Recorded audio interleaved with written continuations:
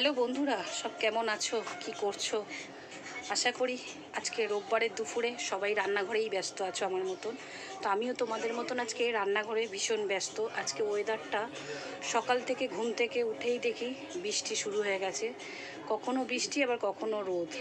তো যখনই বৃষ্টি আসছে বেশ ভালোই মুষলধারে বৃষ্টি আসছে। যাই হোক, মেঘলা আছে, বৃষ্টি আছে ঠিক কথা, কিন্তু গরমের পরিমাণ কিন্তু কমেনি। তো আশা করি সবাই আজকে রোববারের দুপুরে রান্নাঘরে ব্যস্ত আছো। তো আমিও ব্যস্ত আছি। রান্না আজকে কি কি রান্না করব সেটাই আজকে তোমাদেরকে দেখাবো। অনেক দিন রান্নার ভিডিও নিয়ে আসিনি তোমাদের মাঝে। শরীরটা সাথ দিচ্ছিল না, খুব খারাপ ছিল শরীরটা, খুব জ্বর ছিল। আর এই জ্বরটার থেকে উঠে না মাথা নিয়ে মানে কোনো কাজের এনার্জিই পাচ্ছি না। যে কোনো একটা কাজ দেখবে শরীর মন দুটো যদি ভালো না থাকে কাজটা কিন্তু সাকসেস হয় না, ভালো হয় না। তো মনে যখন আনন্দ থাকবে বা শরীর ভালো থাকবে তখনই কিন্তু কাজটা ঠিকঠাক হবে। তো চলো আজকে রোববারের দুপুরে আমি কি কি রান্না করি সেটাই তোমাদেরকে দেখাবো। তো আজকে সেরাম কিছু রান্না করব না, হালকা ফুলকা একটু রান্না করব, কারণ আজকে আমাদের পাশের বাড়ি এক পুচকুর শুভ অন্নপ্রাশন। আজকে আমাদের পুরো ফ্যামিলি রাত্রেবেলা নিমন্ত্রণ রয়েছে। তবু রোববারের দুপুর একটু তো স্পেশাল হতেই হবে, যতই হালকা বলি আর যাই বলি। তো চলো আজকে কি কি রান্না করব তোমাদেরকে দেখাবো।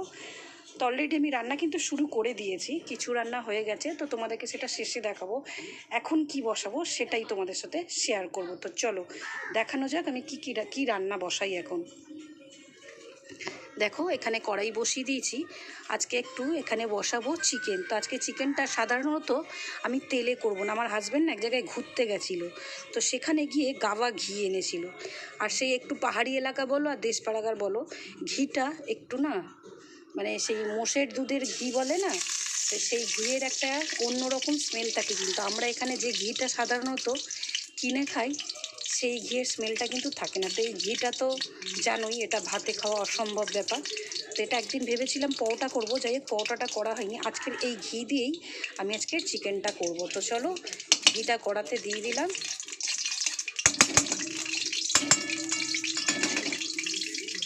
আর চিকেনটা আজকে কী করে করি সেটাই আজকে তোমাদের সাথে শেয়ার করব।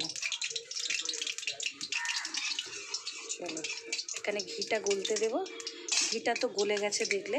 এবারে দিয়ে দেবো গোটা গরম মশলা ফোড়নে। আর আমি কি কি রান্না করেছি ভিডিওর শেষে সেটা তোমাদের সাথে শেয়ার করব। তো দেখো এখানে কড়াইতে দিয়ে দিয়েছি ঘি। ঘিটা তো গলে গেছে দেখলে। এখানে দিয়ে দেবো গোটা গরম মশলা কিছু, লবঙ্গ, এলাচ ও দারচিনি। এই ঘিটা রান্না ছাড়া কিন্তু গরম ভাত দিয়ে খেতে পারবো না। মানে ওদের হয়তো অভ্যাস রয়েছে ওদিকের মানুষদের, কিন্তু আমরা এই ঘিটা ভাতে কিন্তু খেতে পারবো না।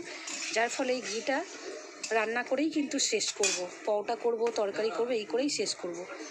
তো দেখো এখানে রিং রিং করে পেঁয়াজ কুচিয়ে নিয়েছি। পেঁয়াজগুলো এবারে তেলের মধ্যে দিয়ে দেবো।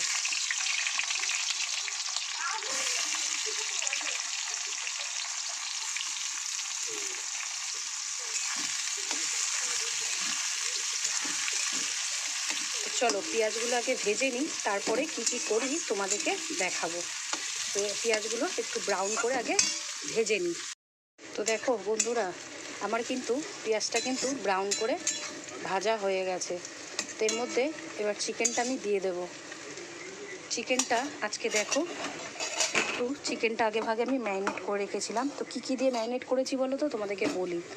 চিকেনটা ম্যারিনেট করেছি আমি টক দই, শুকনো লঙ্কা, ঝাল লঙ্কার গুঁড়ো, হলুদ গুঁড়ো, একটু ধনে গুঁড়ো, একটু জিরের গুঁড়ো, ব্যাস এই দিয়ে আর একটু সর্ষের তেল দিয়ে আমি কিন্তু আজকে চিকেনটা ম্যারিনেট করেছি।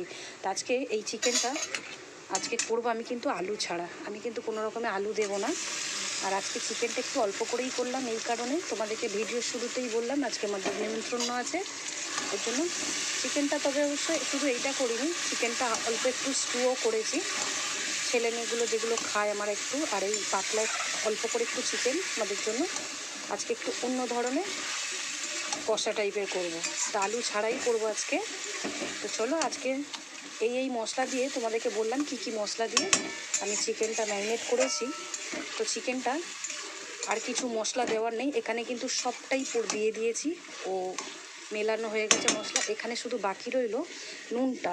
নুনের পরিমাণটা কিন্তু আমি নুনটা অ্যাড করিনি, কেন কারণ টক দই দিয়ে আমি চিকেনটা ম্যারিনেট করেছি। এমনি চিকেন দিয়ে যেন অনেক জল ছাড়ে, তার মধ্যে আবার টক দই দিয়ে ম্যারিনেট করা। তো নুনটা আমি এমনিও চিকেনে যে কোনো রান্নায় বলো নুনটা আমি একটু পরেই মেশাই। তো যাই হোক, নুনটা কিন্তু আমি পরেই মেশাবো।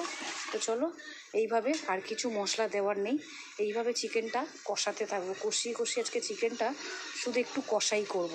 আর বাদবাকি কী রান্না করেছি ভিডিও শেষে তোমাদেরকে দেখাবো। তো চলো, চিকেনটা এই পরিমাণে এই পর্যায়ে এখন কড়াতেই দিয়ে দিয়েছি। আমি এরম গ্যাসের আঁচটা একটু কমিয়ে দেবো, দিয়ে কষাতে থাকবো চিকেনটা। তো চলো পরের ধাপে তোমাদেরকে দেখানো যাক। চিকেনটা কষাতে কষাতে জল কিন্তু শুকিয়ে গেছে, কি পরিমাণে চিকেনটা দিয়ে তেল ছেড়েছে দেখো। আজকে কিন্তু চিকেনটা একটু রেয়াজি এনেছিল না, তো তোমার বলে চিকেন আবার রেয়াজি, সত্যি আজকে চিকেনটা না বড় চিকেন এনেছে বোধহয়। চিকেনটা প্রচুর তেল জাতীয় ছিল আর কি। আর তারপরে তো ঘি দিয়ে করেছি, তোমরা দেখলেই প্রথমে এটা। তো এবারে আমি কিন্তু অনেকটাই কষানো হয়ে গেছে, আমি কিন্তু নুনটা দিয়ে দেবো স্বাদ মতন, পরিমাণে যতটা লাগে নুনটা দিয়ে দেবো।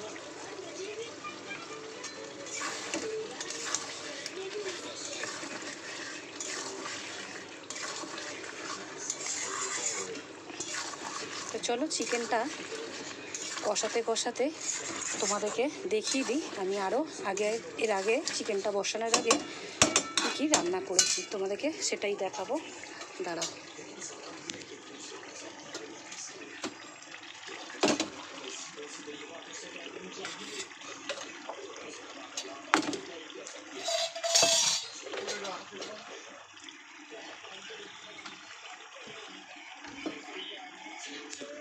এই যে দেখো, পোস্ত দিয়ে আলু ভাজা, পোস্ত ছিটিয়ে ডুমো ডুমো করে আলু ভাজা করেছি।